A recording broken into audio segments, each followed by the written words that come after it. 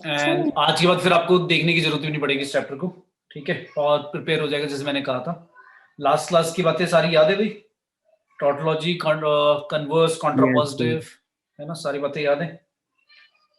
एक बार जल्दी से फटाफट रिकॉल कर रहा हूँ मैं क्या क्या बताई गई थी बातें, फिर उसके बाद प्रीवियस ईयर क्वेश्चंस करते हैं अच्छे से कुछ, ताकि सारी चीजें एक बार में क्लियर हो जाएं। एंड नेक्स्ट जो स्टार्ट करेंगे, क्योंकि सभी को इन्फॉर्म देना बेटा सारे के सारे कि 15 मार्च के बाद तुम्हारी क्लासेस सीधा फिर बोर्ड एग्जाम के बाद होंगी, राइट?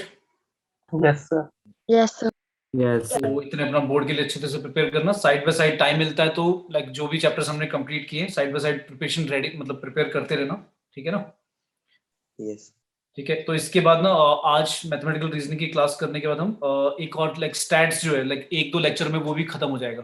तो नेक्स्ट वीक मतलब 15 से पहले आई विल ट्राई कि आपका स्टैट्स भी हो जाए, और मतलब ज्यादा आपको घर पे भी कुछ करने की जरूरत नहीं पड़ेगी, थोड़ा बहुत लाइक प्रैक्टिस, दैट्स इट, ठीक है?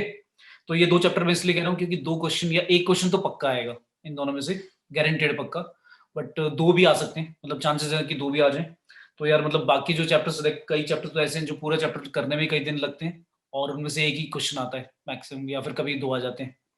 तो इन चैप्टर को अगर मैं कहूँ कि लाइक बहुत ईजी है, कम टाइम देना है और अच्छी तरह से हो जाएंगे पक्का, मतलब होता है ना गारंटेड कि हाँ ये वाला तो क्वेश्चन हम कर ही आएंगे, ठीक है? तो इसके बाद स्टैट्स और करा दूंगा, ठीक है बेटा? Okay, Yes. तो एक बार जल्दी से मैं रिकॉल कर रहा हूँ लास्ट क्लास में जो बताया था, उसके बाद क्वेश्चन स्टार्ट करते हैं। जिन्होंने ध्यान से नहीं सुना तो भाई अब सुन लेना। सबसे पहले यूनियन की बात करी थी, मैंने कहा था और यूनियन लिखा हो, अब इसमें ऐसे लिख देते हैं, वी बना देते हैं यूनियन को, ये भी वही बात है, ठीक है? और क्या बोलते हैं इसको? डिसजंक्शन, क्या बोलते हैं? डिसजंक्शन। और फिर इसी तरह से मैंने बताया था एंड, एक होता है एंड, हम इंटरसेक्शन लिख देते हैं या फिर इस तरह से उल्टा वी बना देते हैं, और इसको बोलते हैं कंजक्शन। आपको वैसे तो पता है कि यूनियन क्या होता है, तो इसके लिए ट्रुथ टेबल बनवाई थी मैंने। तो ट्रुथ टेबल के लिए मैंने क्या कहा था, अगर मान लो दो स्टेटमेंट है पी और Q, true true, false false, और क्यू के लिए ट्रू फॉल्स, ट्रू फॉल्स, मैंने कहा था हाँ, तो मैंने कहा था वैसे तो कि दो की जगह तीन भी आ सकती हैं, बट ये अभी दो के लिए हम कर रहे हैं कि दो के लिए ऑपरेशन लगाना है, तो दो स्टेटमेंट हमें चाहिए मिनिमम, उनके बीच में यूनियन है इंटरसेक्शन लगाने के लिए।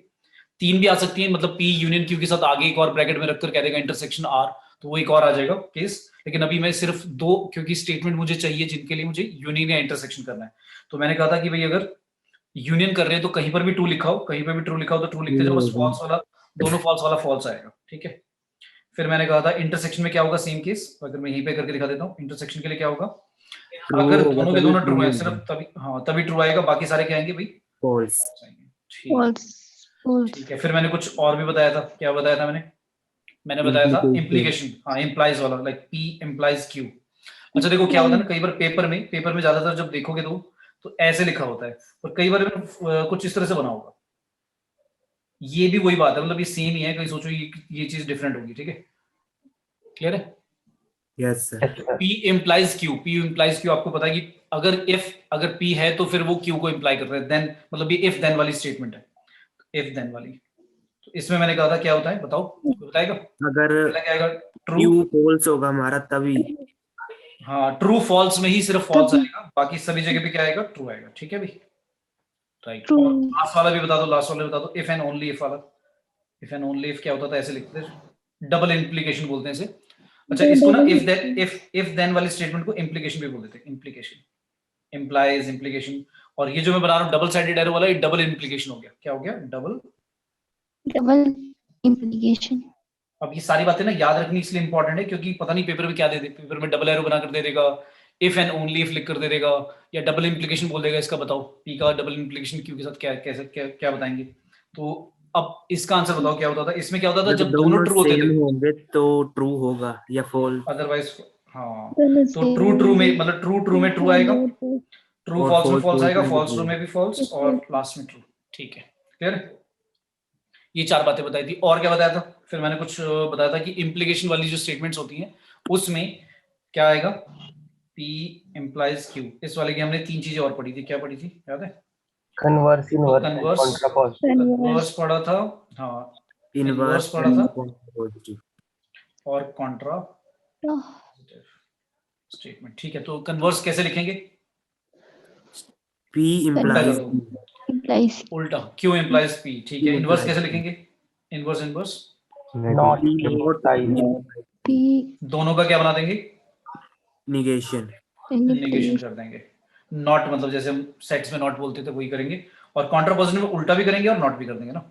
Converse ठीक का है। negation कर देंगे. कन्वर्स करेंगे। हाँ ठीक है, कन्वर्स का निगेशन कर देंगे, राइट। ठीक है भाई, ओके। अच्छा मैंने वेन डायग्राम से नहीं बताया था, मैंने तो ट्रुथ टेबल से बताया था।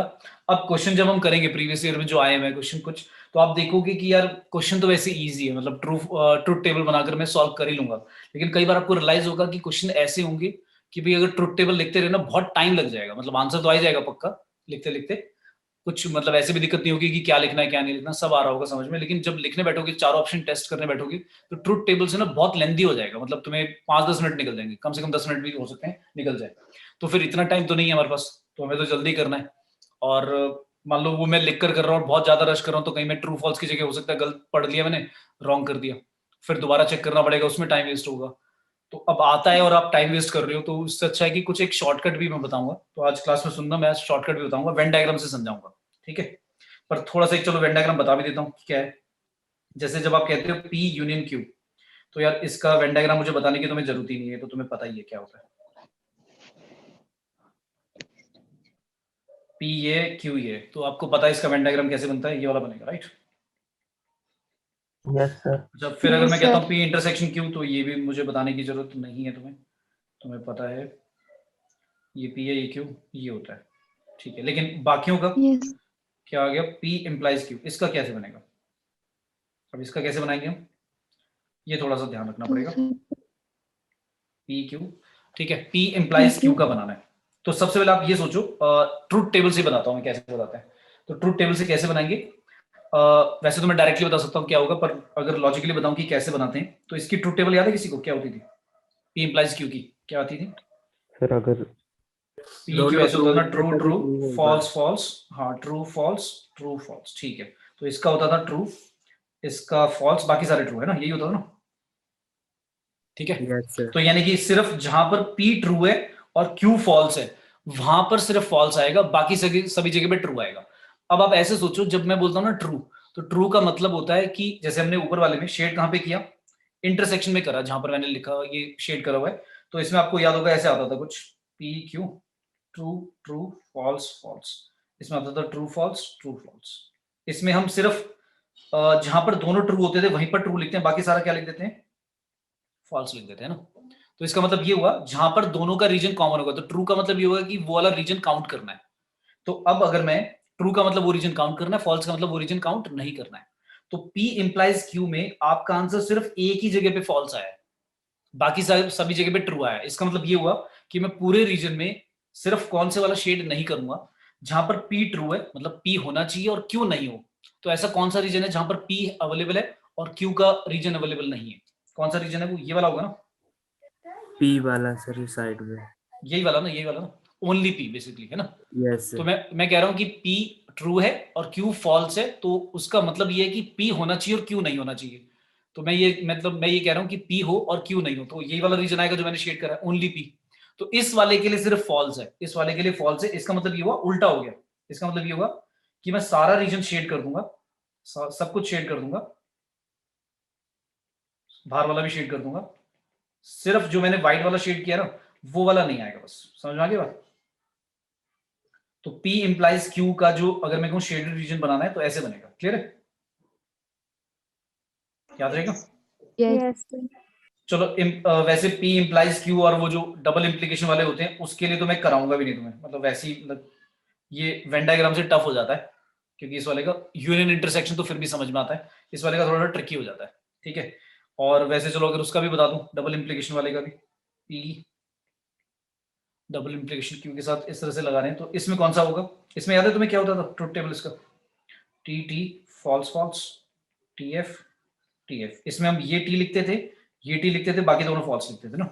तो इसका मतलब ये हुआ, इसका मतलब ये हुआ जब दोनों ट्रू होंगे, एक तो वो वाला रीजन, और जब दोनों के दोनों फॉल्स होंगे वो वाला रीजन। तो मतलब समझ में आया कौन सा बनेगा, दोनों के दोनों कहां पे ट्रू है, मतलब दोनों जहां पर दोनों का कॉमन है, एक तो ये रीजन शेड होगा, और एक वो वाला रीजन शेड कर दो जहां पर दोनों अवेलेबल नहीं है, मतलब फॉल्स हैं दोनों के दोनों। तो बाहर वाला रीजन मतलब ना तो जो P में आता ना Q में आता, तो ये वाला रीजन भी शेड हो जाएगा, समझ में आया। Yes sir. ठीक है भाई। Sir repeat Clear? करना ये वाला। हाँ देखो मैंने क्या कहा, मैंने कहा कि इसमें डबल इंप्लीकेशन वाले इसमें आपका यहाँ पे टी आ रहा है और यहाँ पे टी आ रहा है, मतलब किन के लिए टी आया, जिसमें जब दोनों के दोनों ट्रू थे पी और क्यू, और जब दोनों के दोनों फॉल्स थे। तो पी और क्यू दोनों ट्रू कहां पर हैं, दोनों एक साथ ट्रू कहां पर होंगे, जहां पर दोनों कॉमन होंगे, जहां पर दोनों का कॉमन मतलब पी इंटरसेक्शन क्यू, तो वो वाला रीजन शेड होगा एक। तो दूसरा, जहां पर दोनों पी और क्यू फॉल्स है मतलब अवेलेबल नहीं है, मतलब उनको नहीं लेना, तो पी और क्यू अगर दोनों को ही लेना तो बाहर वाला रीजन आएगा, और बाहर वाले रीजन के लिए भी हमारा पी डबल इंप्लीकेशन क्यू वाला स्टेटमेंट कैसा आ रहा है, ट्रू आ रहा है, तो बाहर वाला भी रीजन क्या आएगा, शेड होगा। समझ में? Yes sir. ठीक है भाई। तो ये मैंने वेन डायग्राम भी बता दिया, ताकि मैं जब कराऊंगा क्वेश्चन तो शायद वेन डायग्राम का भी यूज करेंगे। ठीक है। इसके अलावा एक और तरीका भी बताऊंगा। तुमने सेट्स में कभी 11th में याद है तुम्हें ऑपरेशंस पढ़े, यूनियन, इंटरसेक्शन, उनके बीच में कुछ लॉ होते थे, डिमॉर्गन्स लॉ, डिस्ट्रीब्यूटिव लॉ, याद है Yes, किसी sir. को? सेट ऑपरेशन लॉज है ना, लॉज ऑफ सेट ऑपरेशन बोलना चाहिए मुझे, लॉज ऑफ सेट ऑपरेशन। भाई ऐसे होता था, कुछ याद हो तुम्हें तो, A union B intersection C, distributive law होता था कि ए को यूनियन कर देते थे बी के साथ, बीच में इंटरसेक्शन, फिर ए को यूनियन कर देते थे सी के साथ। और अगर ऐसे होता था, इंटरसेक्शन लिखा होता था और अंदर यूनियन होता था, तो ऐसे करते थे, ए को एक बार इंटरसेक्शन कर देते थे बी के साथ, बीच में यूनियन, और फिर ए को इंटरसेक्शन कर देते थे सी के साथ। याद आ रहा है किसी को? Yes sir. इनमें एक Yes, बहुत sir. इंपॉर्टेंट होता था ए माइनस बी, इसका नाम नहीं होता था, बस ऐसी ए माइनस बी, मतलब ए में से बी वाले एलिमेंट हटा दो, ओनली ए, तो उसको ऐसे लिखते थे ए इंटरसेक्शन बी कॉम्प्लीमेंट। और अगर ऐसे लिखा है बी माइनस ए, तो लिखते थे बी या ए B. कॉम्प्लीमेंट इंटरसेक्शन, या ऐसा लिख दो, हाँ A intersection, A complement intersection B, ये दो चीजें लिखते थे। B. और ये तो मुझे बताने की जरूरत ही नहीं है क्या आएगा, बताओ भाई। ए का अगर ए के कॉम्प्लीमेंट के साथ कर रहे हो, कुछ भी नहीं आएगा, कहीं पे भी नहीं आएगा, कुछ कॉमन है ही नहीं। और ए को अगर उसके कॉम्प्लीमेंट के साथ यूनियन कर रहे हो, तो भाई यूनिवर्सल सेट ही बन जाएगा, याद है? Yes, sir. एक ऐसा कुछ होता था, ए यूनियन बी पूरे का कॉम्प्लीमेंट क्या हो जाता था, A complement intersection B complement. और अगर ऐसे होता है ए इंटरसेक्शन बी का कॉम्प्लीमेंट, तो A complement union B complement, याद आ रहा है? Yes, और यहाँ sir. पर हम क्या करते हैं, यहाँ पर हमने यूनियन समझ लिया, कैसे लिखते हैं, वी शेप में ऊपर लिख देते हैं। इसी तरह से कॉम्प्लीमेंट का मतलब पता है क्या होता है, कॉम्प्लीमेंट बेसिकली वो है, मतलब नॉट ए, नेगेशन है बेसिकली। ठीक है। तो जैसे ए नॉट जो होता है उसको नेगेशन ए बोल दूंगा अगर ए स्टेटमेंट है तो। ठीक है। तो ये कुछ चीजें मतलब थोड़ी सी याद रखना, ताकि जब मैं कुछ क्वेश्चन कराऊंगा सेट्स यूज करके या वेन डायग्राम यूज करके, तो ये टर्म तुम्हें पता हो, या ऑपरेशन जो मैंने लगाए ये पता हो तुम्हें। ठीक है भाई, क्लियर है? Yes. Yes, sir. ठीक है। यहाँ तक सभी को क्लियर? किसी को डाउट है तो पूछ लो, कुछ भी नहीं आया तो। यहाँ तक क्लियर है भी सभी को? चलो कुछ क्वेश्चन कर रहे हैं प्रीवियस ईयर में जो आए हैं क्वेश्चन, ताकि तुम्हें समझ में आए कि कैसे करना है। स्टार्टिंग करते हैं, एक दो क्वेश्चन पहले इजी लेते हैं। लेट्स से क्वेश्चन आया हुआ है, नेगेशन ऑफ, उसने बोला negation of x, double implication है y के साथ, और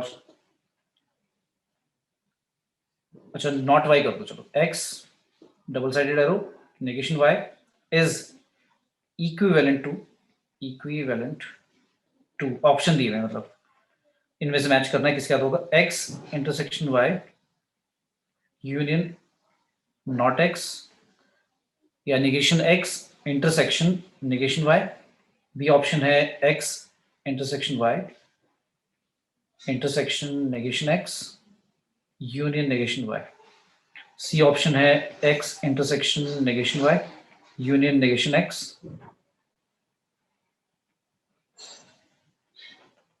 नेगेशन x, फिर है इंटरसेक्शन y, और डी ऑप्शन है नेगेशन x।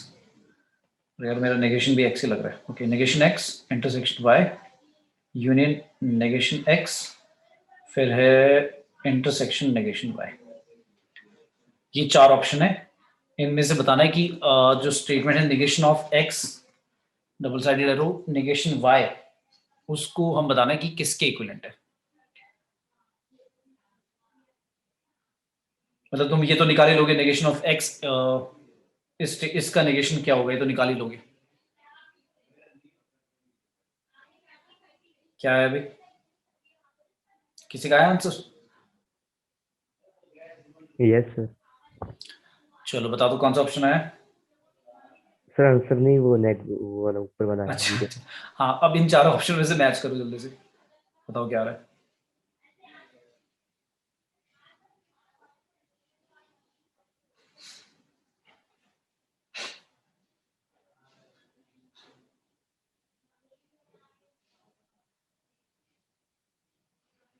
और रतन का आगे है भी, रतन ऑप्शन नंबर डी कह रहा है। नहीं बेटा डी नहीं है, चेक करो आंसर, चेक करो चेक करो।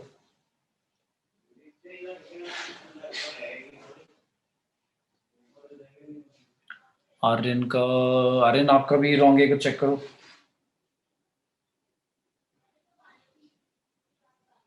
अच्छा यूनियन इंटरसेक्शन ध्यान से देख लो, कहीं कंफ्यूज हो जाओ, ध्यान से देखो यूनियन कहां पर है, इंटरसेक्शन कहां पर लिखा हुआ है। ओके, आंसर तो काफी बच्चों ने दे दिया भाई, मैच नहीं कर रहा है किसी का भी। चलो करके देख लेते हैं। हाँ अक्षिका का सही आ रहा है, अक्षिका का ए आ रहा है, बाकी ए किसी का भी नहीं आया, सारे बे कह रहे हैं बी और सी, बी वाले बहुत हैं भाई। अच्छा एक और निकाल के देख लेते हैं, आप कह रहे हो बी, तो एक्स लिखा वाई लिखा पहले, true true false false, true false true false. क्या क्या निकालना भाई, नेगेशन एक्स भी लिख दो, नेगेशन वाई भी लिख दो, जरूरत पड़ेगी। तो नेगेशन एक्स क्या आएगा, false false true true, false true false true. ठीक है अब करते हैं, आप कह रहे हो बी ऑप्शन, बी ऑप्शन क्या आएगा, एक्स इंटरसेक्शन वाई क्या आएगा भाई, ट्रू सारे फॉल्स।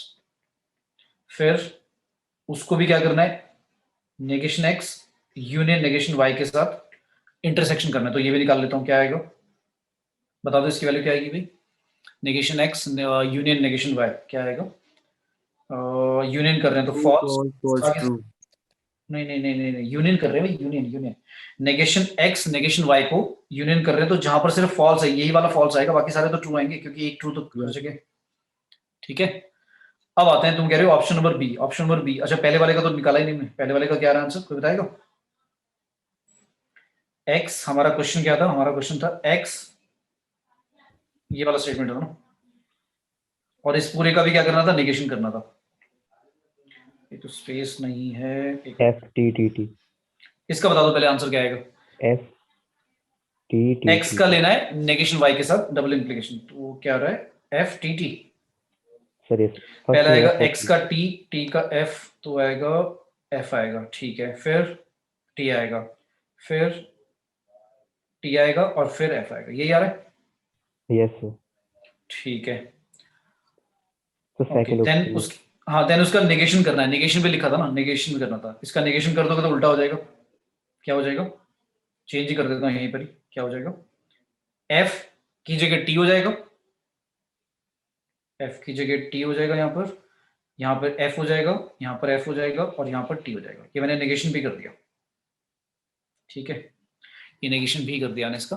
और अब आप कह रहे हो बी ऑप्शन, तो अगर मैं, बी ऑप्शन है एक्स इंटरसेक्शन वाई, उसका इंटरसेक्शन करता हूं negation X union negation Y के साथ, यानी इन दोनों का, इन दोनों का यूनियन करता हूं तो क्या आएगा भाई, इन दोनों का यूनियन आएगा टी टी टी टी, सारे टी आ रहे हैं इसमें, तो ये तो पक्का नहीं है, नहीं होगा बी ऑप्शन भाई। नेक्स्ट और किसी का ए ऑप्शन कह रहे हैं कुछ बच्चे, अब ज्यादातर कुछ, हाँ एक दो बच्चों का ए भी आ रहा है, ए चेक करना है एक्स इंटरसेक्शन वाई ये रहा मेरा, और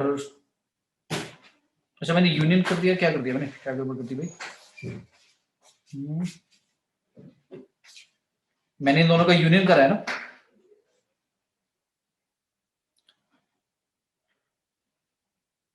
बी ऑप्शन में मुझे इंटरसेक्शन करना था इन दोनों का, तो इंटरसेक्शन करूंगा तो क्या आएगा, इन दोनों का इंटरसेक्शन करेंगे तो कॉमन वाला लेना है ना सिर्फ, तो कॉमन वाला क्या आएगा, इसमें एफ आएगा, इसमें एफ आएगा, इसमें भी एफ आएगा, इसमें भी एफ आएगा, है ना, तो ये भी नहीं है। ठीक है ए ऑप्शन क्या आएगा, एक्स इंटरसेक्शन वाई, और उसके साथ करना है हमें नेगेशन एक्स नेगेशन वाई का, अच्छा negation X and negation Y, देखो ध्यान से देखो यहाँ पर, मेरे ख्याल से इस वजह से काफी बच्चे कंफ्यूज हो गए, यहाँ पर ये जो लिखा हुआ है इंटरसेक्शन है, तो ए और बी ऑप्शन में एक तो यहाँ पर फर्क है ये वाला ऑपरेशन, और ये वाले का भी फर्क है, तो हमने ये तो निकाला ही नहीं अभी, negation X intersection negation Y, कोई बताएगा क्या आ रहा है, नेगेशन एक्स नेगेशन वाई का इंटरसेक्शन क्या आएगा, एफ एफ एफ टी, यही आएगा।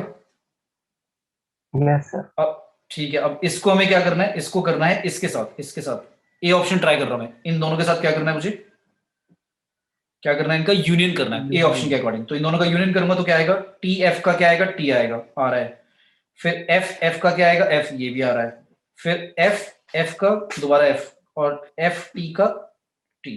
तो ऑप्शन नंबर ए ठीक है भाई। आया समझ में? Yes, sir. ठीक है, सभी को क्लियर है? तो भाई देखो, अब है इजी क्वेश्चन। मैंने क्या कहा था? मैंने कहा था इजी है क्वेश्चन, थोड़ा सा टाइम लग सकता है, लेकिन ध्यान से करना है। मतलब यूनियन इंटरसेक्शन मैंने स्टार्टिंग में वार्न कर दिया था, वो कई बार हम जल्दी जल्दी में देखते ही नहीं है यूनियन इंटरसेक्शन क्या लिखा है। ठीक है, क्लियर है सभी को?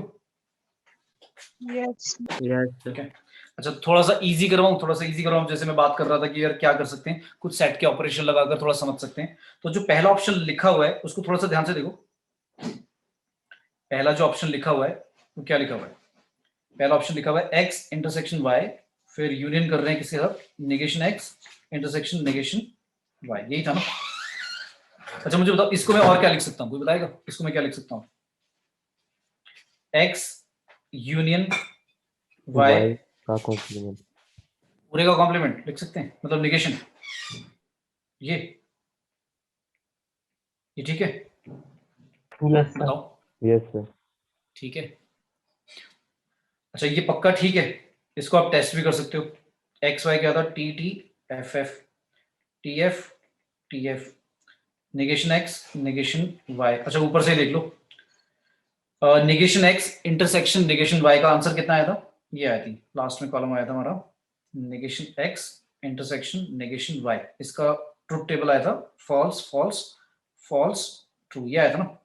ठीक है, अब मुझे बताओ, अगर मैं एक्स यूनियन वाई करता हूं, एक्स यूनियन क्या करता हूं? एक्स यूनियन वाई करता हूं तो क्या आएगा आंसर? एक्स और वाई का यूनियन करेंगे तो क्या आएगा?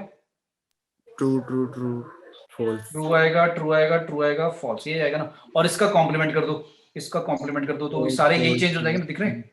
यस सर तो इसका मतलब ये हुआ कि यार जो पहला ऑप्शन था उसमें मुझे पता लग रहा है जब मैं ऐसे सेट ऑपरेशन लगा सकता हूं, तो मैं इसको ऐसे ना लिख लूं, ये ज्यादा इजी हो गया ना? ठीक है, अब आपको क्या करना है? सिर्फ आपको, जो आप सारा कर रहे थे, आपको क्या करना है?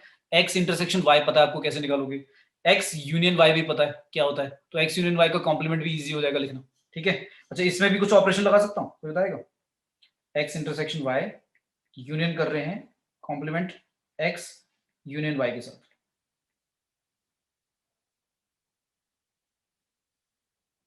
बताओ।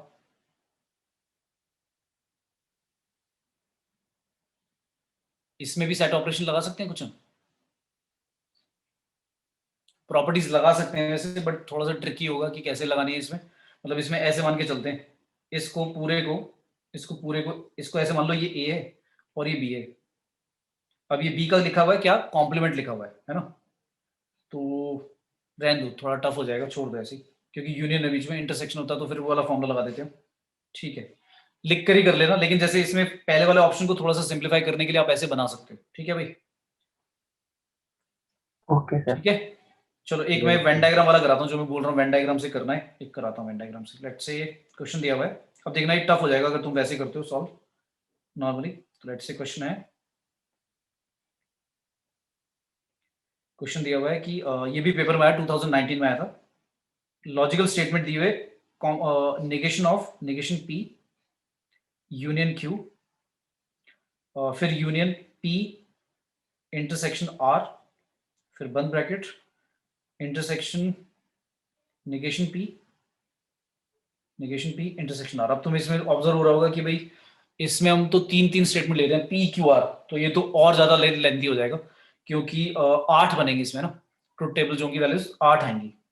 और फिर उसमें से कहा है कि बताना है कि ये किसके इक्विवेलेंट है, मतलब ये वाली स्टेटमेंट जो लिखी हुई है ये किसके इक्विवेलेंट है। अच्छा इसको चेंज करके नेगेशन पी कर देना, क्यू कर देना, जो लास्ट में मैंने नेगेशन पी लिखा था उसकी जगह नेगेशन क्यू लिख देना यहाँ पर।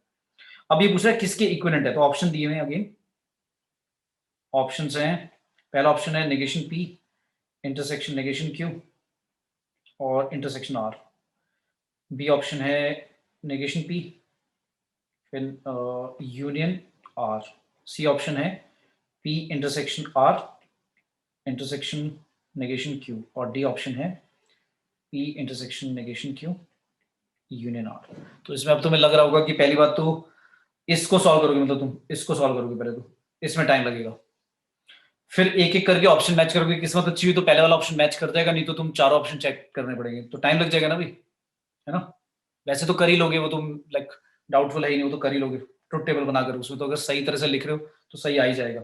ठीक है, तो अब इसमें टाइम लग जाएगा अगर हम वैसे करते हैं तो। अब इसको फिर किस तरह से और कर सकते हैं, तो थोड़ा सा दिमाग लगाया। सबसे पहले तो जो लिखा हुआ उसको क्या सिंप्लीफाई कर लूं थोड़ा सा, मैं जल्दी से बताओगे इसको सिंप्लीफाई करके क्या लिख लें। बाहर निगेशन है पूरे के बाहर पहले वाले ब्रैकेट के, तो निगेशन अंदर जाएगा तो क्या करता है वो, P कर देगा। डबल निगेशन करोगे पी का तो पी बन जाएगा। जो यूनियन होता है वो उल्टा हो जाता है, यूनियन का क्या बन जाता है, इंटरसेक्शन बन जाता है, और क्यू का नॉट हो जाएगा, नेगेशन हो जाएगा। ठीक है, तो पहले वाला ब्रैकेट थोड़ा सा सॉल्व हो गया, ऐसे आ गया। अच्छा, फिर ऐसे आ गया, ये आ गया, और आगे लिखा हुआ था intersection negation Q intersection R. ठीक है, ये आ गया। अच्छा, फिर हमने देखा कि क्या दोबारा सिंप्लीफाई कर सकते हैं, तो हमने दिमाग लगाया यार कि ये एक तरह से ऐसे लिखा हुआ है ए यूनियन बी और इंटरसेक्शन सी, तो इसमें तो डिस्ट्रीब्यूटिव लॉ लगा सकते हैं। डिस्ट्रीब्यूटिव लॉ कहता है कि ए को एक बार इंटरसेक्शन करेंगे सी के साथ, यूनियन ए को इंटरसेक्शन करेंगे सी के साथ, ऐसे लिख सकते हैं। मतलब सी को एक बार ए के साथ भी कर दिया इंटरसेक्शन और बी के साथ भी कर दिया इंटरसेक्शन। अच्छा, बी के साथ करना था, मैंने ए लिख दिया यहाँ पर, इसको बी लिख लेना यहाँ पे।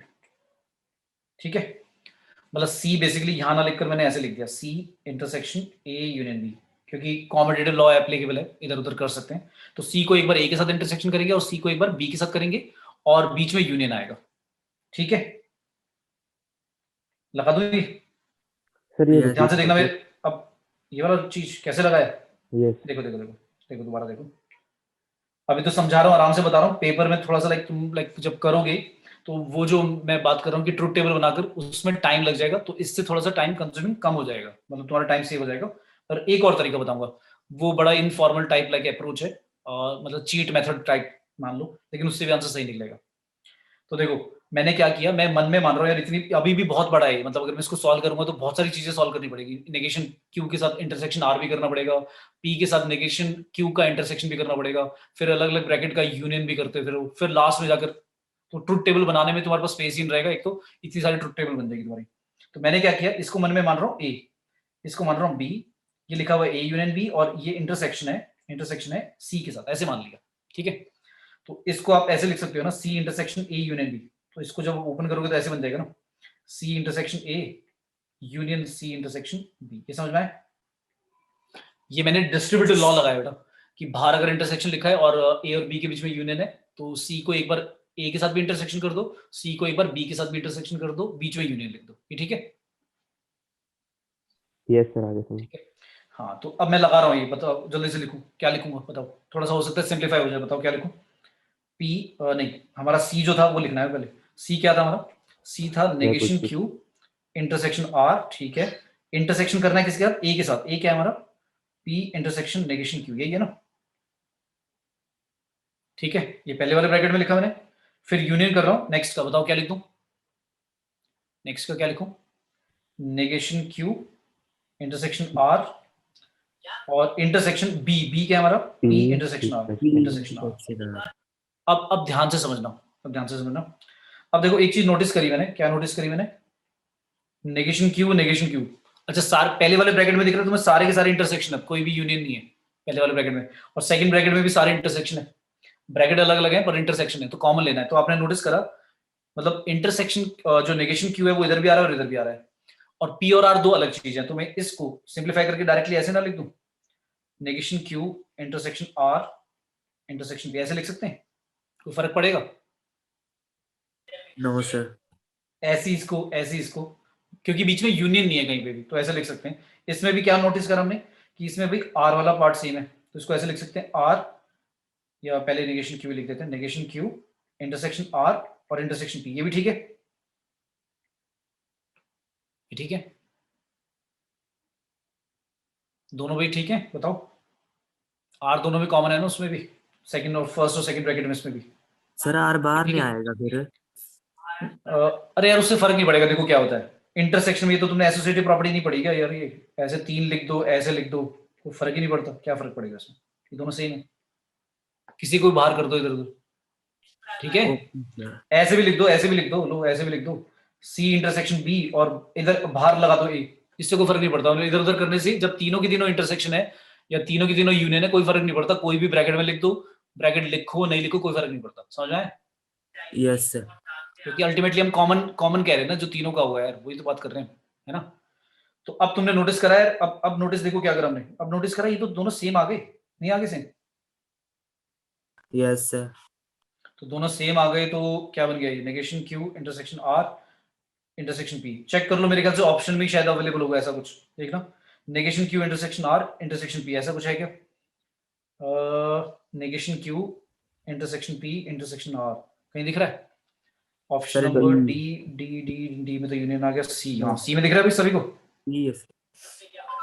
हमने कोई ट्रुथ टेबल नहीं बनाई, कुछ नहीं बनाई, हमने तो सेट्स वाले ऑपरेशन का लॉ लगाकर, थोड़ा सा डिस्ट्रीब्यूटिव लॉ लगाकर और थोड़ा सा समझ के अंडरस्टैंडिंग से कर दिया, मतलब कुछ करने की जरूरत ही नहीं है। आया समझ में सभी को? Yes sir. Yes sir. ठीक है। तो जिनको लग रहा है कि यार ये सर क्या डिस्ट्रीब्यूटिव प्रॉपर्टी लगा रहे हैं, कैसे ब्रैकेट बना रहे हैं, हमें कैसे समझ में आएगा, वो छोड़ दे वाला, ठीक है। जिनको आ गया ठीक है। अब उनके लिए एक और बता रहा हूँ, चीट मेथड बता रहा हूँ। चीटिंग करेंगे अब, मतलब कैसे करेंगे, देखो ध्यान से देखना। ये जब मैं स्कूल में था तब मैं ऐसे करता था, मतलब एक कोई बताएगा नहीं तुम्हें, कहीं बुक में नहीं लिखा होगा, ऐसे पढ़ाते भी नहीं टीचर, मतलब बताएंगे भी नहीं इस तरह से, पर ये चीट मेथड है, देखो कैसे करा। सर फिर आपको कैसे पता चला? अरे यार मेरे को बहुत तकलीफ होती थी इनमें, सेट ऑपरेशन वाले जो होते हैं ना रूल, जैसे अब आपको लग रहा होगा, किसी बच्चे को लग रहा होगा सर ये क्या कर रहे हैं, सर ने इस पूरे को ए मान लिया, इस पूरे को बी मान लिया, इस पूरे को सी मान लिया, मतलब इतने बड़े बड़े को उनको ए बी मान लिया, फिर डिस्ट्रीब्यूटिव लॉ लगा दिया। तो अब तो समझ में आ गया पढ़ाते पढ़ाते, लेकिन पहले बड़ी प्रॉब्लम होती थी कैसे कब क्या लगाना है। अभी कई बच्चों को अभी भी लाइक स्ट्रगल हो रहा होगा कि सर पता नहीं, सर ने पता नहीं कैसे लगाया है। तो मुझे भी ऐसे ही होता था। तो फिर मैं क्या करता था, मैं सोचता था निकालूं तो सही कैसे समझ कर, तो फिर मैं ऐसे करता था कुछ, ध्यान से देखना। मैं क्या करता था, 3 सेट बनाता था,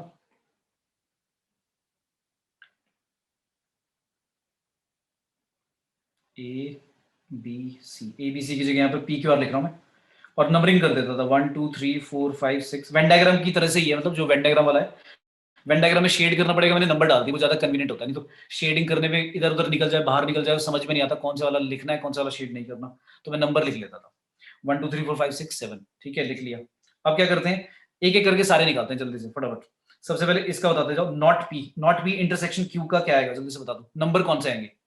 अगर मुझे क्यू में नहीं चाहिए और क्यू, सॉरी नॉट पी है और यूनियन क्यू है, तो पी को भूल जाओ, पी को भूल जाओ, मतलब 1 2 4 5 भूल जाओ, और क्यू के साथ यूनियन कर दो उसको। तो 1 2 4 5 को अगर भूल जाऊं मैं, तो बचेगा 3 6 7।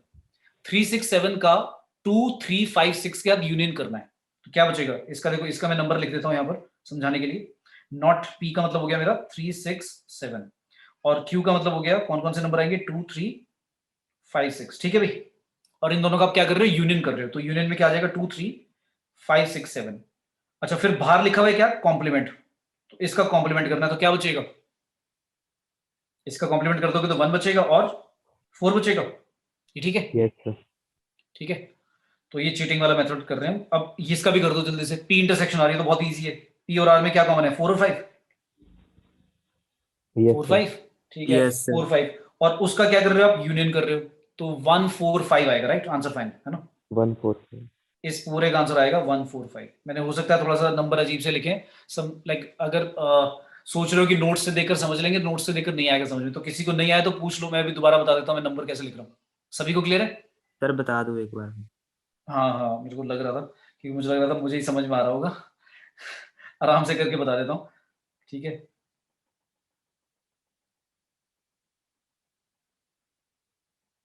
ये रिवर्स मोड में ले गए, ओके दोबारा। देखो मैंने नंबरिंग डाली है तो समझ में आ गई मैंने क्या बनाया, P Q R S 3 set बना दिए, पी क्यू आर सॉरी, और नंबर लिख दिया, मतलब वो नंबर बेसिकली रीजन को रिप्रेजेंट कर रहे हैं, ये ऐसे लिया मैंने, ठीक है, क्लियर है? तो मैं क्या कर रहा हूँ, हर एक का लिख लेता हूँ नंबर कि क्या क्या आ रहा है, मतलब इस पूरे को सॉल्व करके ये लिख लेता हूँ कि कौन सा शेड करना है मुझे रीजन, और फिर जो ऑप्शंस गिवन है उनमें से देख लूंगा कौन सा रीजन शेड करना है, मतलब कौन सा नंबर लेना है, तो जो सा नंबर दोनों में मैच कर जाएगा मेरे क्वेश्चन का, और जो 4 ऑप्शन में से वो मेरा आंसर हो जाएगा। समझ में आया? Yes sir. ठीक है, तो अब ले रहा हूं मैं, ध्यान से देखना। नॉट पी, मतलब तुम देखकर तुम ही बताओ, नॉट पी यूनियन क्यू, तो नॉट पी के पहले नंबर बता दो, नॉट पी के नंबर क्या है, पी में जो नहीं आते वो कौन कौन से नंबर है? 3 आता है, सर 3 और 3 6। 6 7, नहीं नहीं यार आराम से, अब इसमें गड़बड़ मत करना, 3 6 7 होगा ना यार। पी यस वाला सर। पी वाला पी वाला पूरा सर्कल भूलना है भाई, नेगेशन का मतलब ये होगा ना, नॉट का मतलब इसको भूल जाओ। आया समझ में? ठीक है, तो मैं भूल गया भाई, तो मैंने लिख दिया 367, मतलब रफ में लिख लिया ऐसे ताकि याद रहे मुझे। अच्छा, फिर मैं क्या कर रहा हूँ, फिर मुझे नेगेशन करना है इसका। 367 का नेगेशन बता दो क्या बचेगा। 367 का नेगेशन क्या बचेगा? 1245। हाँ, तो मैं अब नेगेशन कर रहा हूँ, देखो ये नेगेशन कर रहा हूँ, 1 2 4 5 बचेगा, कुछ और तो नहीं बचा? हाँ हो गए, 7 है ना टोटल, ठीक है।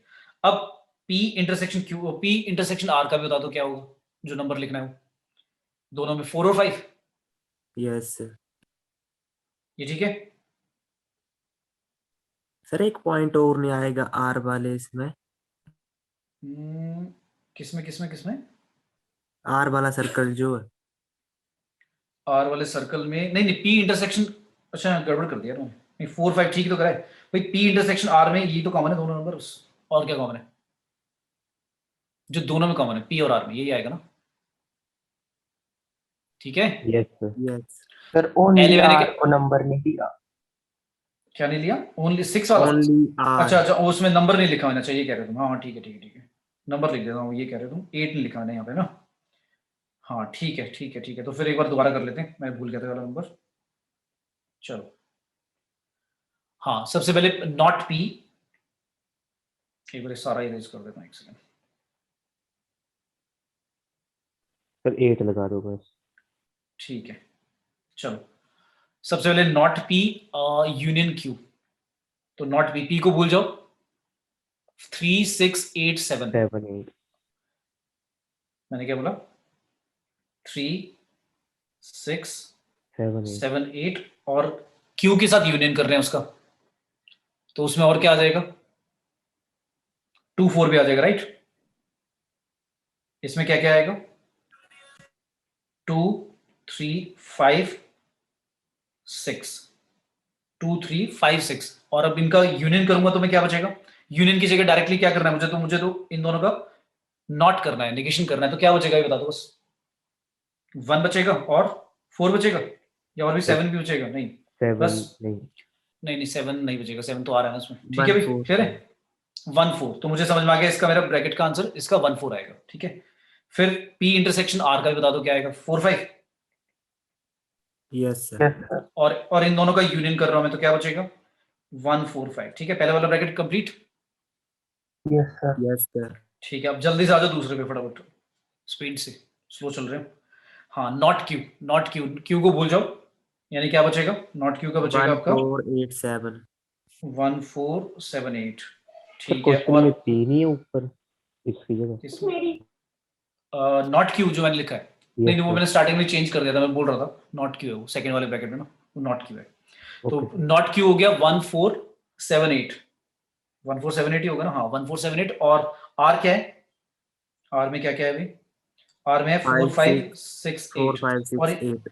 और इन दोनों का कॉमन बता दो जल्दी से, इंटरसेक्शन कर रहे हैं इन दोनों का, क्या बचेगा? 4 5 6। 4 5, कहाँ से यार, कहाँ आएगा? सिर्फ 4 ही तो आएगा, 8 भी। 4 सर 4 4। 4 और 8 आएगा ना, 4 और 8, ठीक है 4 8, और इन दोनों का भी क्या कर रहे हैं? इन दोनों का भी क्या कर रहे हैं? इंटरसेक्शन कर रहे हैं, तो क्या बचेगा? 4 4 5। 4, अरे यार 4 ही बचेगा, 5 कहाँ से आ जाएगा? 4 4 8 फाइनल आंसर आया था राइट वाले का, और लेफ्ट वाले का जो था उसका आया था 4 5, तो दोनों में कॉमन क्या? सिर्फ 4। ये क्लियर हो गया? Yes sir. मतलब अपने आप करोगे अगर तुम्हें समझ में आ गया तो बहुत ही जल्दी हो जाएगा, मतलब 30 सेकंड में हो जाएगा, 40 सेकंड में हो जाएगा। तो मैं तुम्हें समझा रहा हूँ नंबर लिख लिख के, ये तो देख कर ही समझ में आ रहा है कि कौन से नंबर लिखने हैं, ठीक है। यहाँ तक आया सभी को समझ में? Yes yes sir. सर। ठीक है, तो भाई 4 आ गया। अब जल्दी से आते हैं, जल्दी से ऑप्शंस पे। ऑप्शंस क्या थे? एक तो ये ऊपर नीचे करना पड़ेगा यार, जल्दी सब एक एक करके देखना। ए ऑप्शन के नंबर लिखना जल्दी से, खुद बनाओ क्या लिखा हुआ है। मैं कॉपी कर देता हूँ एक मिनट को, ऑप्शन ना नीचे कॉपी कर देता हूँ, एक सेकंड, थोड़ा सा तुम्हें इजी हो जाएगा।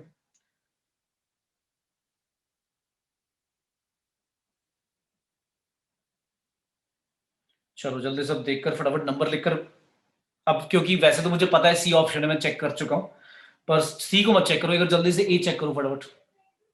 ए बहुत जल्दी चेक हो जाएगा, कैसे? नॉट P नॉट Q, भाई P में भी नहीं आना चाहिए, Q में भी नहीं आना चाहिए। सर 8 आ जाएगा ऊपर ए में। हाँ वेरी गुड, मतलब देखो एक मैं जो मैंने बताया था ना, ट्रुथ टेबल बनाने की जरूरत नहीं पड़ेगी, अब तुम्हें समझ में आया, नंबर देखकर ही पता लग गया एक ही बारे में। तुम्हें नॉट P नॉट Q भी अलग से लिखने की जरूरत नहीं है। नॉट P मतलब P में भी नहीं होना चाहिए, अच्छा P में भी नहीं होना चाहिए, Q में भी नहीं होना चाहिए, दोनों का फिर इंटरसेक्शन करना है, तो P में भी जो नहीं आता और Q में भी नहीं आता, और उनका इंटरसेक्शन वो क्या होगा? 7 और 8 होगा, राइट। 7 और Yes. 8 होगा, लेकिन आर में, क्योंकि आर में 7 नहीं आएगा तो इंटरसेक्शन जब आर के साथ करेंगे तो 8 आएगा, तो मतलब वो Eight. लिखने की भी जरूरत नहीं पड़ी तुम्हें ये समझ में आ गया कि ट्रुथ टेबल तो यार बहुत लाइक बनानी पड़ेगी, इसकी लिखनी पड़ेगी, तो फायदा ही नहीं है। और वो 8 वाले केसेस बनाने पड़ेंगे, एक दो भी नहीं है, तीन सेट है। बी का बता दो फिर क्या लिखूं?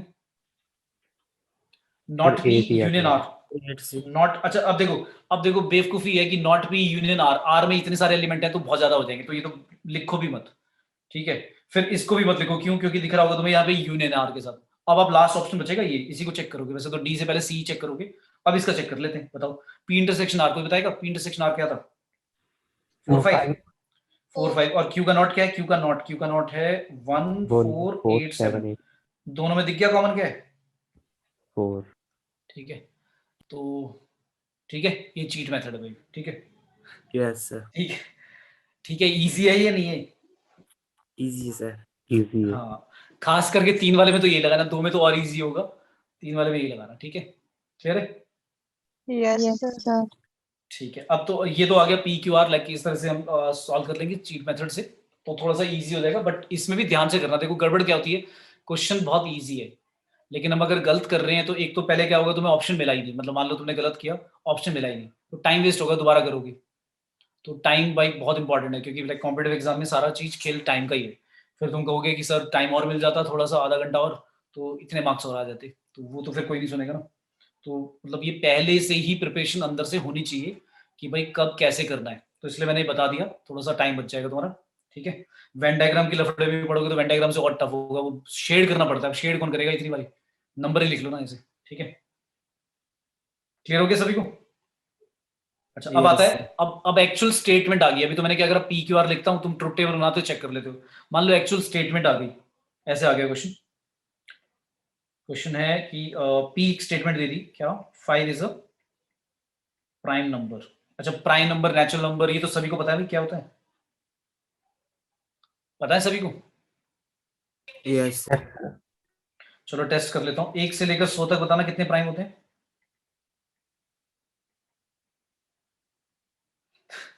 तुम कह रहे होगे सर प्राइम नंबर की डेफिनेशन पता है, ये तो ना पता है 1 से 100 तक कितने होते हैं। चलो मैं बता देता हूँ, 25 प्राइम होते हैं 1 से 100 तक। कॉम्पोजिट बता दो, चलो मैंने प्राइम बता दिया, अब तो कॉम्पोजिट तो बता सकते हो कितने होंगे। 75. हाँ मुझे पता था 75 ही बोलोगे, इसलिए पूछा है क्वेश्चन। 74 होते हैं। सबसे स्मॉलेस्ट प्राइम पता है कौन सा होता है? Yes, sir. हाँ 1 नहीं होता, और 1 कॉम्पोजिट भी नहीं होता, कहीं सोचो 1 कॉम्पोजिट होता है। सबसे स्मॉलेस्ट कॉम्पोजिट क्या होता है? 4. क्या होता है भाई? हाँ 4 होता है। 1 जो होता है नीदर प्राइम नॉर कॉम्पोजिट, तो कॉम्पोजिट 75 नहीं होंगे, मतलब 100 में से तुमने 25 माइनस कर दिया, एक और माइनस करेंगे 1 भी। 1 is neither prime nor composite. ये छोटी छोटी बातें पता होनी चाहिए, नहीं तो इस वाले क्वेश्चन में अगर ऐसा कुछ आ गया तो फिर तो कराओगे तुम, ठीक है। जैसे पी स्टेटमेंट है, पी स्टेटमेंट पढ़ के पता लग रहा है ना कि ट्रू है फॉल्स है, बता दो क्या है? ट्रू। ट्रू है। True है. तो इसकी कोई ट्रुथ टेबल वो थे ना बनाएंगे कि टीएफ वाली, इसमें तो पता ही है क्या है। पहले तो जो क्वेश्चन होते थे उसमें पता नहीं होता था, बस P intersection Q, P union Q बोल देता था, तो पी और क्यू के सारे केसेस लेने पड़ते थे। तो अब क्यू क्या बोला है, 7 इज अ फैक्टर ऑफ 192। जल्दी से बता दो ट्रू या फॉल्स।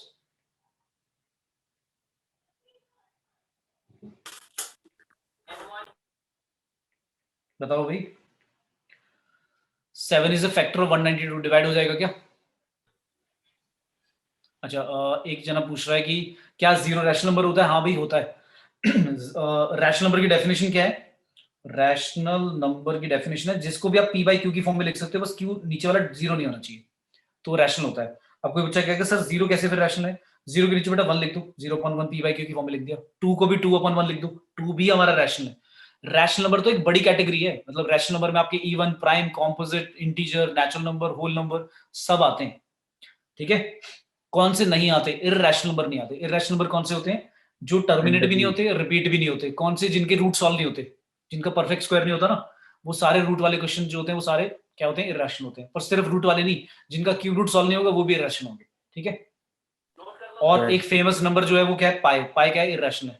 अच्छा, पाई इररेशनल है, ध्यान देना, पाई इररेशनल है, लेकिन अगर मैं 22/7 बोलूं तो ये रैशनल है भाई। या मैं 3.14 बोल दूं तो वो भी क्या है? रैशनल है। वो तो अप्रोक्सीमेट वैल्यू ले लेते हैं हम सॉल्व करने के लिए। पर ये कह दोगे कि सर 22/7 तो सर इररेशनल होगा क्योंकि पाई 22/7 होता था, और आप कह रहे हो रैशनल है पाई, ठीक है। क्लियर है?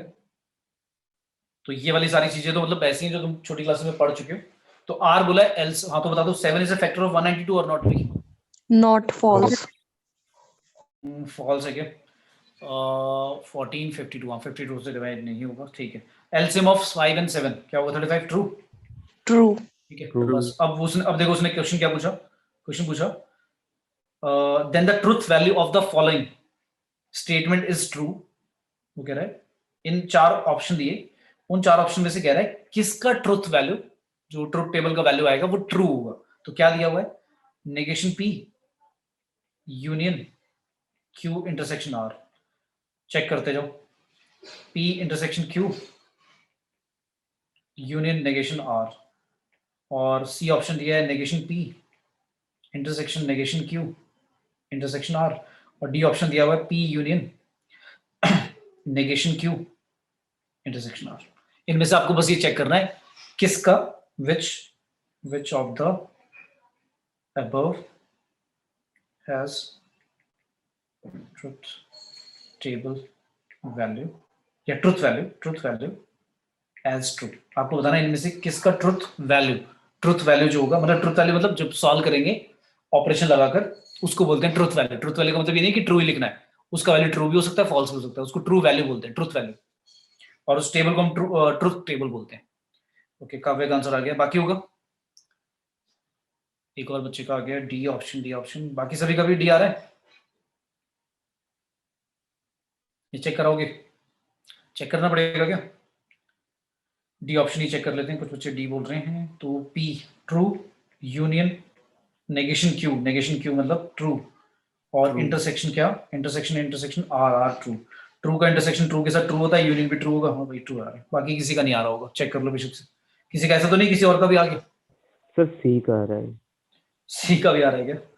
एक सेकंड भाई चेक कर लेते हैं। सर नेगेशन पी आएगा फॉल्स, इंटरसेक्शन नेगेशन क्यू आएगा ट्रू, और इंटरसेक्शन आर क्या है? आर है ट्रू। तो ट्रू और ट्रू का इंटरसेक्शन ट्रू आएगा, लेकिन फॉल्स के साथ इंटरसेक्शन क्या आएगा भाई? फॉल्स होएगा भाई, ट्रू कहाँ है? ठीक है, यस सर। ऐसे नहीं होगा। अब देखो है इजी क्वेश्चन, लेकिन कई बार क्या होता है ना, हम जल्दी करते हैं, ध्यान नहीं देते, गड़बड़ हो जाती है। यूनियन की जगह इंटरसेक्शन की जगह यूनियन, या ध्यान ही नहीं दिया तो गड़बड़ कराओगे। ठीक है, समझ में आ गया? किसी को डाउट बेटा इसमें, इस क्वेश्चन में क्लियर है? मतलब इसके लिए ट्रुथ टेबल बनाने मत बैठ जाना, ट्रुथ वैल्यू बोल रहा है, मतलब सिंगल ही आएगा आंसर कि ट्रू आएगा या फॉल्स आएगा, क्योंकि पी क्यू आर जो है वो नॉन स्टेटमेंट है। जब नॉन स्टेटमेंट होती है जो पता है हमें, तो उसके बारे में तो हम बोल सकते हैं ना कि भाई ट्रू है या फॉल्स है। तो इसकी ट्रुथ टेबल बनाने मत बैठ जाना। ठीक है, नेक्स्ट है ये क्वेश्चन ऐसे आया कि इफ द बुलन एक्सप्रेशन ऐसे दे दिया। अच्छा, बाइनरी ऑपरेटर याद है किसी को? आ नहीं रहा है तुम्हारा मेरे ख्याल से ना, फर्स्ट टर्म में भी नहीं आया था शायद ना सीबीएसई में। बाइनरी ऑपरेशंस आए थे? No sir. हाँ ठीक है, चलो बुलन एक्सप्रेशन दे दिया, मतलब अब मैं लिख रहा हूँ, इसको समझा देता हूँ। बुलन एक्सप्रेशन क्या है? नेगेशन पी,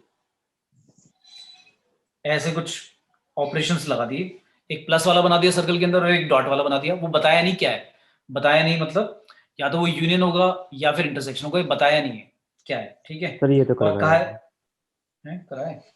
ठीक फिजिक्स है, वाली इस करना है। अच्छा नहीं, वो मेरे ख्याल से प्लस लेते हैं, मेरे ख्याल से यूनियन ऐसे लेते हैं। सर डॉट को, हाँ क्या लेते हैं?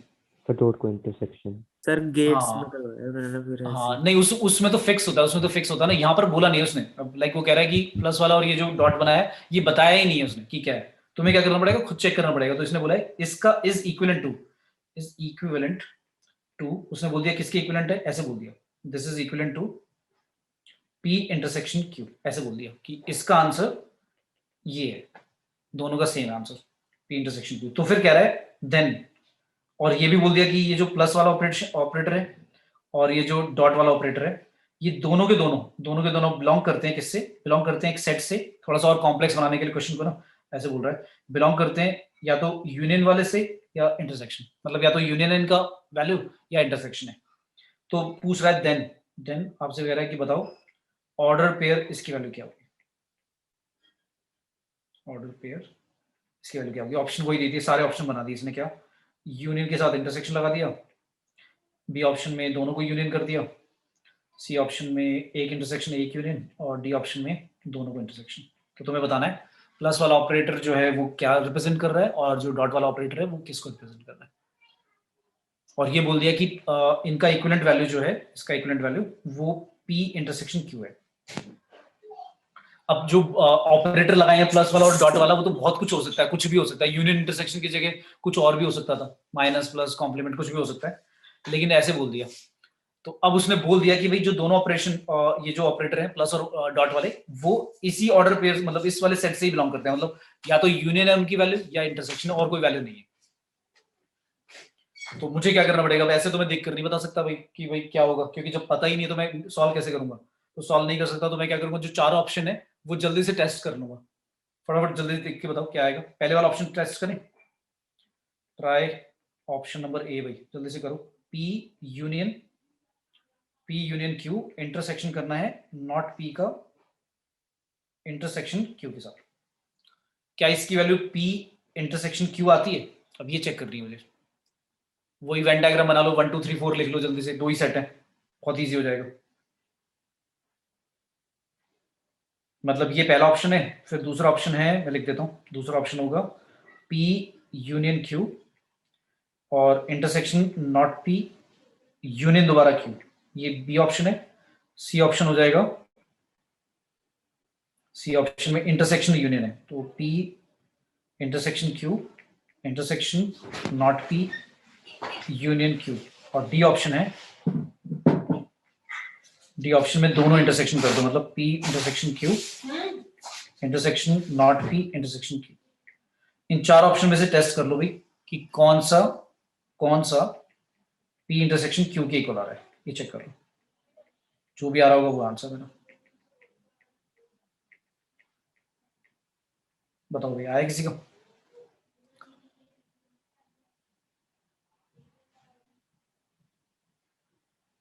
वेन डायग्राम बनाओगे जल्दी से, एकदम समझ में आ जाएगा, कुछ करने की भी जरूरत नहीं है। पी क्यू 1 2 3 4, पहले वाला ट्राई कर रहा हूँ, P intersection P union Q क्या आएगा, 1 2 3 1 नहीं 2 सर, 3, पहले वाला और नॉट पहले वाला ही आ रहा है, सर ऑप्शन सी। नहीं आ रहा, पहले वाला। पहले वाला नहीं आ रहा, अच्छा चेक कर चुके हैं, ऑप्शन नंबर सी आ रहा है, बाकियों का भी यस सर। ओके, आपका ऑप्शन नंबर ये आ रहा है LMX4401M बाई कोड, क्या नाम है बेटा आपका? किसी का ए आया है क्या? No sir. कि नहीं, अंजना भी कह रही है भाई 1 आ रहा है, चेक कर लेते हैं 1 भाई। पी यूनियन क्यू करोगे तो क्या आएगा, 1 2 3, अच्छा, और ये वाला सॉल्व करोगे तो कितना आएगा, नॉट पी मतलब 3 4, और इंटरसेक्शन करना है क्यू के साथ तो सिर्फ 3 आएगा। तो 1 2 3 का 3 के साथ अगर इंटरसेक्शन करें तो सिर्फ 3 बचेगा, अच्छा 3, और पी इंटरसेक्शन क्यू तो भाई 2 है, तो नहीं आएगा भाई, पी इंटरसेक्शन क्यू तो 2 है, पहला ऑप्शन रॉन्ग है भाई। ओके, फिर पी यूनियन क्यू करा 1 2 3 फिर दोबारा, और नॉट पी यूनियन क्यू करा, नॉट पी यूनियन क्यू कर रहे हैं, तो नॉट पी में आपका 4 भी आता है और 3 भी आता है, और क्यू के साथ यूनियन कर रहे हैं तो 2 3 4 हो जाएगा, राइट, 2 3 4, और इन दोनों का इंटरसेक्शन कर रहे हैं तो 2 आएगा और 3 भी आएगा, तो इन दोनों का इंटरसेक्शन आ रहा है 2 3, लेकिन हमें तो 2 चाहिए, सिर्फ 2, तो ये भी नहीं होगा। सी ऑप्शन करते हैं, सी ऑप्शन बोल रहे हैं कुछ बच्चे, पी इंटरसेक्शन क्यू आपका 2 है, और नॉट पी में आएगा 3 और 4, और यूनियन क्यू के साथ कर रहे हैं, यूनियन कर रहे हैं क्यू के साथ, तो 2 3 4, और इन दोनों में कॉमन सिर्फ 2 है, जो कि मैच कर रहा है। सी ऑप्शन सही है, डी ऑप्शन भी रॉन्ग होगा। डी ऑप्शन चेक कराऊं, पी इंटरसेक्शन क्यू क्या आएगा, क्यू आएगा, अच्छा, नॉट पी का क्यू के साथ इंटरसेक्शन कर रहे हैं, नॉट पी बताओ क्या है, नॉट पी हमारा 3 4, और क्यू क्या है, क्यू है 2 और 3, तो इन दोनों में कॉमन क्या है, इन दोनों में कॉमन क्या होगा, सिर्फ 3 है ना, तो यहां पर 3 आएगा। अब 2 और 3 में तो कुछ भी कॉमन नहीं है, तो इसका तो 5 बन जाएगा, और 5 इज नॉट इक्वल टू 2 ना, तो नहीं है भाई, तो ऑप्शन नंबर बेटा सी होगा। सभी को आया समझ में? Yes sir. ठीक है, पूछ लो बेटा, किसी को नहीं आया तो क्लियर है, बोलो भाई। यस चले आगे, चले आगे। ठीक है, तो यार ये इस तरह से 1 2 3 लिख कर लो, थोड़ा सा इजी हो जाता है। समझ में आई बात? Yes, sir. ठीक है, नेक्स्ट है, लेट्स से क्वेश्चन दिया है, थोड़ा सा अलग करते हैं क्वेश्चन, ये तो आगे सभी को समझ में। Yes sir. ठीक है, लेट्स से क्वेश्चन दिया हुआ है हमें,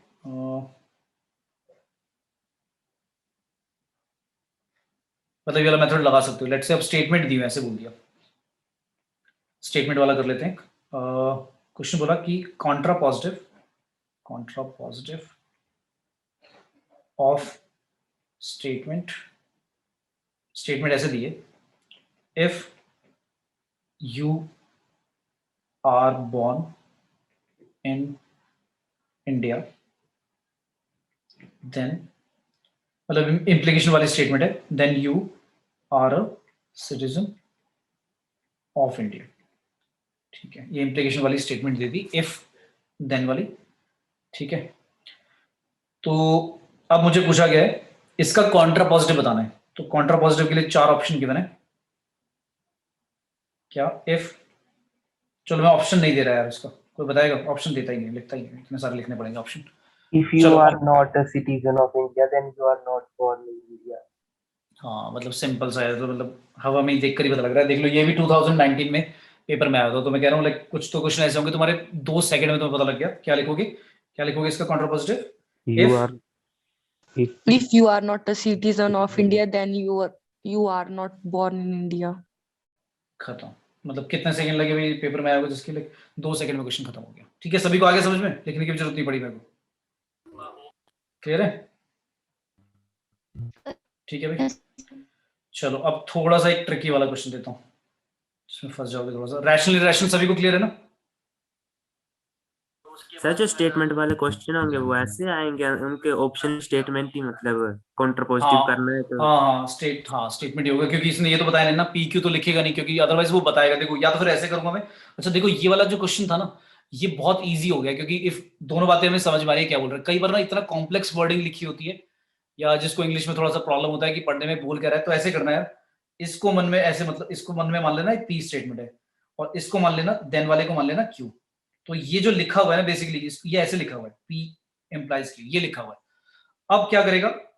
हाँ, जैसे आप पूछ रहे हो कि सर स्टेटमेंट वाले क्वेश्चन में ऑप्शन भी स्टेटमेंट वाले होंगे क्या? हाँ, ऐसा हो सकता है, नहीं हो। क्यों? मान लो वो स्टार्टिंग में ही बोल देगा पी ये वाली स्टेटमेंट है और क्यू ये वाली स्टेटमेंट है, फिर कहेगा एक और स्टेटमेंट बोलेगा, अब ये दिया हुआ है, if you are born in India then you are not a citizen of India, इसका कॉन्ट्रा पॉजिटिव बताओ।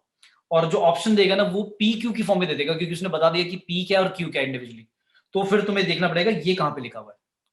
या फिर ऐसा भी हो सकता है, कहेगा इस स्टेटमेंट का इक्विवेलेंट बताओ क्या है। तो वो क्या करेगा, जो आपको कॉन्ट्रा पॉजिटिव दी हुई है ना, तो वो तो आपने बता दिया कि कॉन्ट्रा पॉजिटिव क्या हुआ इसका, क्योंकि पी इंप्लाइज क्यू दिया हुआ है, और इसका अगर कॉन्ट्रा पॉजिटिव लिखोगे तो कैसे लिखते हो? नॉट क्यू इंप्लाइज नॉट ठीक क्यू। है, पर ऐसा भी तो हो सकता है कि इसकी जो ट्रुथ टेबल आती हो वो किसी और के साथ इक्विवेलेंट हो, ऐसा हो सकता है ना?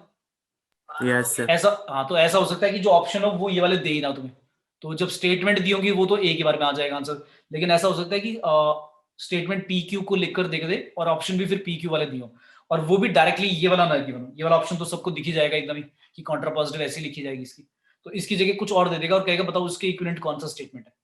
तो फिर देखकर बताना पड़ेगा, फिर वही ट्रुथ टेबल वाला बनाओ, या फिर मैंने जो अच्छा इसका वेन डायग्राम तो मत बनाना भाई, इसका वेन डायग्राम से मत करना, क्योंकि हमने यूनियन इंटरसेक्शन तो हमें पता है, वेन डायग्राम में कौन सा रीजन किसको रिप्रेजेंट करता है, नेगेशन भी पता है मुझे, लेकिन जो इंप्लीकेशन वाला है उसका मैंने वेन डायग्राम से नहीं बताया, और वो बताया था बट वो थोड़ा सा टफ हो जाएगा, तो रहने दो। ठीक है, इसको तो ट्रुथ टेबल लगाकर ही कर देना।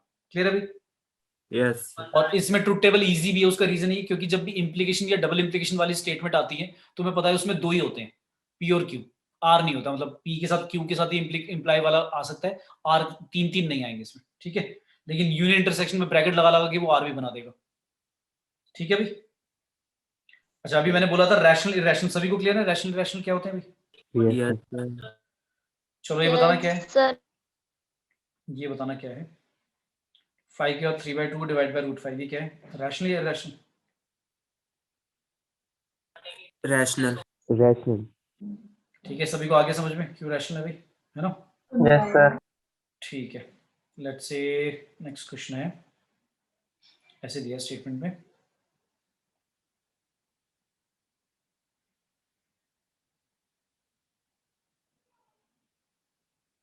अच्छा, अगर मैं कहता हूं दो रैशनल नंबर का प्रोडक्ट ऑलवेज रैशनल होता है, फिर rational multiplied bye rational always, ऐसे बोल रहा हूँ ऑलवेज, ध्यान से सुनो, ऑलवेज रैशनल, तो ये ट्रू स्टेटमेंट है या फॉल्स स्टेटमेंट है, ये बता दो। ट्रू। ट्रू। Sir, true. ठीक है, फिर मैंने नेक्स्ट बोला rational multiplied by irrational always क्या होता है, रैशनल। False. ट्रू या false? false, False. False. False. अच्छा, रैशनल नहीं, मैंने बोल दिया ऑलवेज ऑलवेज ऑलवेज इररेशनल। अब sir, true, ऑलवेज इररेशनल क्या हो गया ये? True. हाँ, ट्रू नहीं है भाई, ये भी फॉल्स है। लो, रैशनल मैंने 0 कर दिया, इररेशनल 2 ले लो आप, क्या आएगा आंसर? इररेशनल आ रहा है क्या? कैसा आ रहा है? Rational. तो ऐसा नहीं है ना, ऑलवेज रॉन्ग हो गया ना, समझ में आया? अगर ऑलवेज नहीं लिखा फिर तो ट्रू फॉल्स दोनों हो सकता है, लेकिन ऑलवेज करके दे देगा फिर तो फॉल्स हो गया ना। आई बात समझ में? Yes, sir. फंस गया ना। फिर दोबारा आर, Yes. Irrational number multiply by irrational always always always always Rational. Irrational always irrational. False. सोच के बताना। अब आप सोच रहे हो 0 0 तो आएगा ही नहीं, 0 तो इररेशनल में होता ही नहीं है, फिर sir, False. root to ले लो, ट्रू आएगा। False. True. True. True. अभी भी कई बच्चे कह रहे हैं, अच्छा जो ट्रू कह रहे हैं हैंड रेज कर देना भाई, ट्रू जो कह रहे हैं हैंड रेज कर देना एक बारी, जो भी बच्चे बोल रहे हैं ट्रू वो हैंड रेज कर दो एक बारी। किसी का भी नहीं, अभी कुछ बच्चे तो बोल रहे थे ट्रू। ओके, एक जने का हैंड रेज। मैं चैट पे बोल। अच्छा चलो, क्या होना चाहिए फिर बता दो भाई, False. क्या लिखूं? ये भी फॉल्स है, ट्रू नहीं है बेटा। क्यों नहीं है देखो, उसका रीजन ये है √2 × √2 लो, दोनों इररेशनल है। क्या आ गया? ट्रू आ गया, तो रैशनल हो गया। तो इसको बोलते हैं क्रिटिकल थिंकिंग। क्रिटिकल थिंकिंग मतलब थोड़ा ध्यान से सोचना है भाई कि भाई पक्का क्या, ऑलवेज बोल रहा है ऑलवेज, अगर ऑलवेज नहीं लिखा फिर तो दोनों केसेस हो सकते हैं। ऑलवेज का मतलब है क्या, पक्का हमेशा ही होगा क्या? तो आपको ऐसा सोचना है कि कब नहीं हो सकता, तो वो केस ढूंढना है, वो कम है केसेस, तो बट ढूंढ के आपको बताना है कि क्या होगा। ठीक है, ओके, क्लियर है सभी को? चलो एक क्वेश्चन दे रहा हूं, ध्यान से पढ़ना इन द आंसर। क्वेश्चन दिया है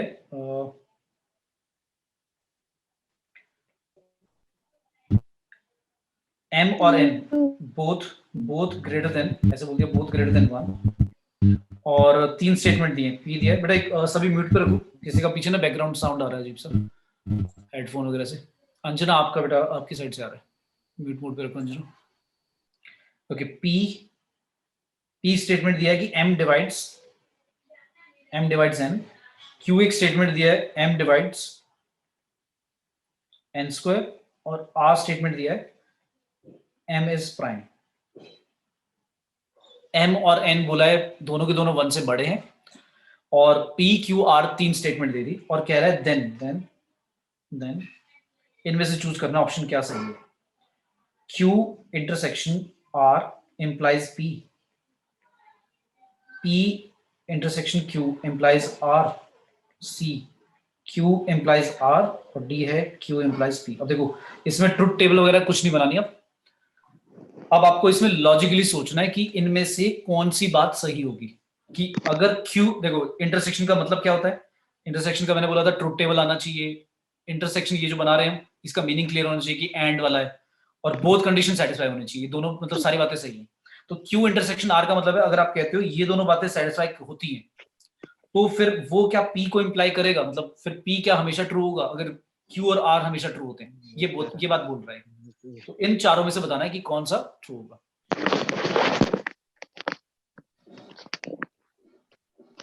ऑप्शन नंबर जिसके भी आ जाते हैं A B C D में से बताते जाओ। इसमें ट्रू फॉल्स नहीं बताना है कि इनमें से कौन सा क्या है, मतलब सही होगा बात। अगर ये P Q R 3 स्टेटमेंट दी है और M N के बारे में सिर्फ इतना बोला है कि M और N दोनों के दोनों 1 से बड़े, मतलब 1 नहीं है कोई भी इनमें से, This no, बस इतना बोला है। it's a correct. कौन लीव करता है कि ये क्वेश्चन करेक्ट हो सकता है? अमित बेटा म्यूट मोड पे रखो अपने आप को, जो तुम बोल रहे हो बाकी बच्चे भी सुन रहे हैं, उनको भी हिंट मिल रहा है।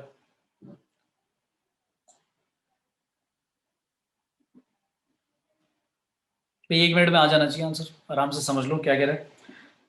प्राइम तो सभी को बता दिया मैंने, प्राइम होते क्या है।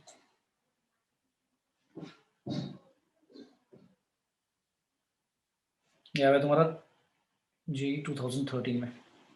सिंपल सा क्वेश्चन है, लेकिन अब काफी बच्चों को कंफ्यूजिंग लग रहा होगा, क्योंकि लग रहा होगा ट्रुथ टेबल और वैसे ही करे जा रहे हैं। अब ये वाले क्वेश्चन को पढ़ के थोड़ा सा लग रहा होगा ये क्या बोल रहा है। आराम से समझो, मतलब समझ में आएगा। देखो मैंने एक पहला एग्जांपल दिया, मैंने क्या बोल रहा हूँ, मैं कह रहा हूँ कि पहला ऑप्शन लिखा हुआ है Q intersection R। Q intersection R का मतलब है Q और R अगर बात सही है दोनों के दोनों, तो फिर वो P को इंप्लाई कर रही है। मतलब वो जो दोनों बातें, उससे कंक्लूजन हम ये कह सकते हैं कि P वाली स्टेटमेंट सही है। तो क्या ये बात ठीक है? फिर बी ऑप्शन दिया हुआ है P इंटरसेक्शन Q, अगर P और Q दोनों सही है तो वो क्या R को इंप्लाई कर रहे हैं। सी ऑप्शन है कि Q डायरेक्टली R को इंप्लाई कर रहा है, और डी ऑप्शन है कि Q डायरेक्टली P को इंप्लाई कर रहा है। तो पहले बात तो डी को करो क्रॉस Q। हाँ डी, एक मिनट, डी ऑप्शन है कि अगर m n स्क्वायर से डिवाइड होता है। अच्छा मैंने क्रॉस क्यों कर दिया? हाँ पहले हम ट्राई करते हैं, पहले कौन सा ऑप्शन लेते हैं, चलो डी ले लेते हैं, तुमने डी ले लेते हैं। आप कह रहे हो अगर m n स्क्वायर को डिवाइड करता है तो m क्या n को भी डिवाइड करेगा, आप ये कह रहे हो ना? तो क्या ये ट्रू होगा? नो सर, बी होगा सर। P implies Q का मतलब, सॉरी Q implies P का मतलब है, Q कह रहा है कि m अगर n स्क्वायर को डिवाइड करता है तो उससे ये कंक्लूजन निकाल सकते हैं कि m डिवाइड्स n। ये बात ठीक है? अब कई बच्चों को देखो, कई बच्चों को जो क्रिटिकली नहीं सोचते ये बात सच लगेगी। देखो मैं दिखाता हूं क्यों। आपने लिया m की वैल्यू क्या ले ली, 5 ले ली, और n की वैल्यू ले ली लेट्स से 10। तो आपने कहा सर 10 का स्क्वायर अगर 5 से डिवाइड हो जाता है कितना आता है? 5 से डिवाइड करके 20 आ जाता है ना, 100 डिवाइड बाय 5। तो सर 10 भी 5 से डिवाइड होता है, 2 आ जाता है। तो ये बात सच है।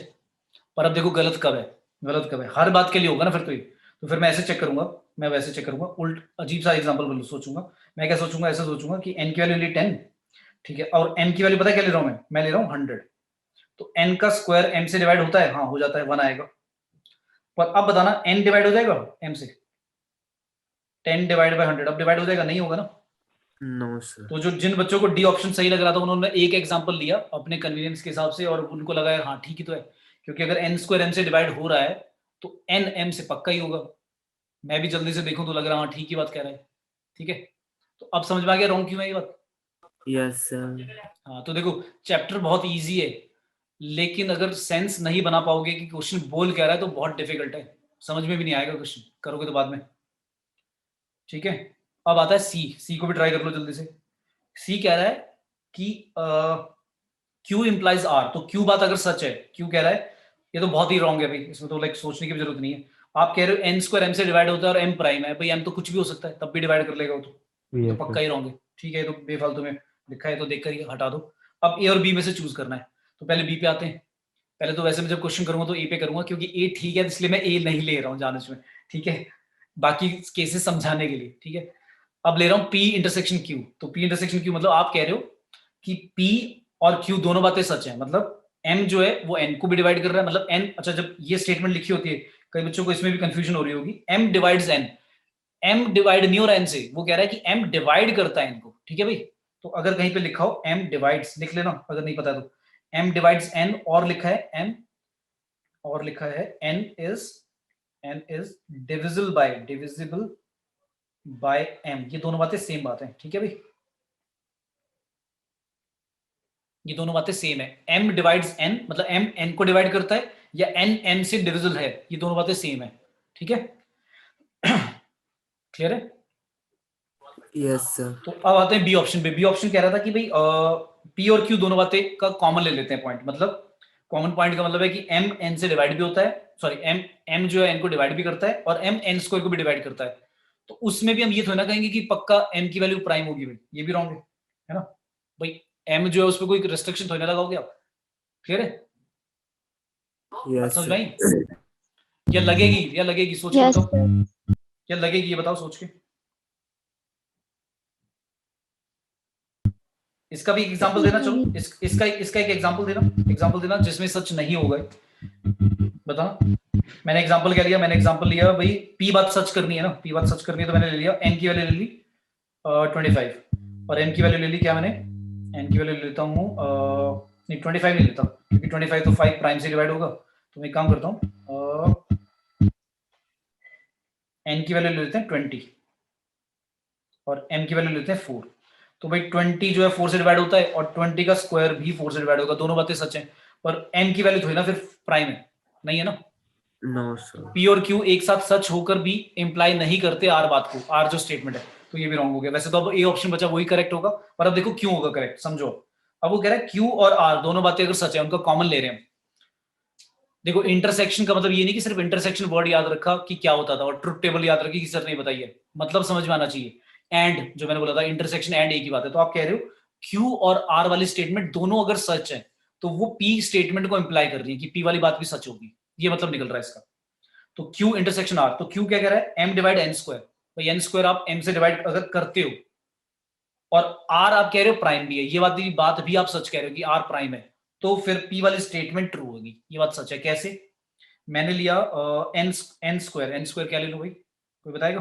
n ले लेता हूं 10, तो n स्क्वायर हो गया 100, और मैं कह रहा हूं कि n स्क्वायर जो है वो m से डिवाइड हो जाता है, और m क्या ले लेता हूं प्राइम क्या ले लेता हूं 5, क्योंकि 105 एक प्राइम नंबर है जिससे डिवाइड होता है।